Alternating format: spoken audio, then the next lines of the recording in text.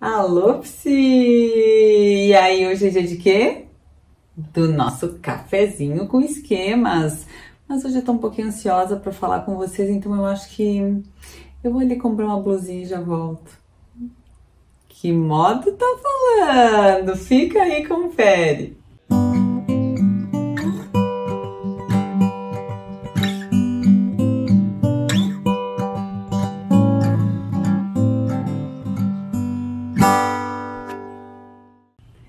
Então, hoje a gente vai falar de mais um modo evitativo. Na semana passada a gente falou do protetor desligado e hoje a gente vai falar do protetor autoaliviador.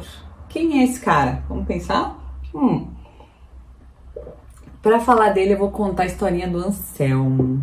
O Anselmo, ele tem que fazer a prova da OAB. E aí, o que o Anselmo fez esse final de semana? O Anselmo tinha que estudar. E aí, ele começou a ficar muito ansioso com essa questão da prova da OAB e ele teve uma ideia, vou assistir um filminho para relaxar. E aí ele pegou o Netflix, assistiu um filminho, mas daí ele viu que tinha uma série nova e aí ele maratonou a primeira série, mas daí tava tão interessante que ele já viu uma outra série que era com o mesmo tema e maratonou outra série e acabou o final de semana e o Anselmo tem que voltar para o trabalho, ele não estudou para a prova da OAB. E aí o Anselmo tá se sentindo muito fracassado agora, porque ele não estudou e ele tem essa prova que vai acontecer. Então, o que acontece com o protetor autoaliviador? O protetor autoaliviador, ele vem para proteger a pessoa da ansiedade, ou de alguma tristeza, ou de alguma emoção aversiva. E aí o que ele faz? Ele faz com que a pessoa se envolva em atividades estimulantes para que ela se desconecte daquela emoção considerada aversiva. Então vamos pensar o seguinte, o Anselmo tem esquema de fracasso, então ele está com muito medo de não passar nessa prova. Ao invés de entrar em contato com esse medo e poder trabalhar ele, o Anselmo ele vai para uma estratégia de enfrentamento desadaptativa, que é esse protetor autoaliviador, que provavelmente ele adquiriu há muito tempo atrás. E lá atrás funcionou e a gente sabe que muitas vezes funciona. Não é que a gente não possa nunca maratonar uma série. Ou vamos pensar, o protetor autoaliviador ele tem diversas formas de aparecer. Pode ser na alimentação, pode ser bebida, pode ser sexo na internet, jogos, outros tipos de vícios também. Então, assim, tem umas atividades mesmo, até o esporte em excesso pode ser um protetor autoaliviador, o trabalho em excesso, um protetor autoaliviador.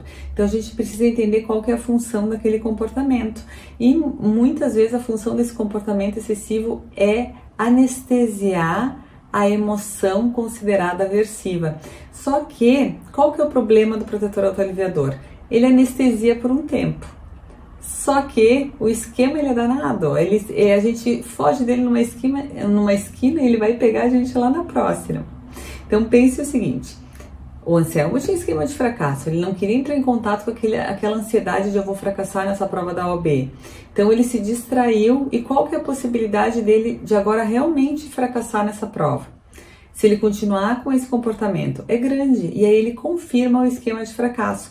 Então essas estratégias, por mais que em alguns momentos possam ser adaptativas, em outros elas podem estar se tornando autoderrotistas. E qual é o problema? É quando Anselmo não sabe o que está acontecendo com ele. Ele nem percebeu por que ele foi para a Netflix, o que aconteceu antes, qual que foi o gatilho.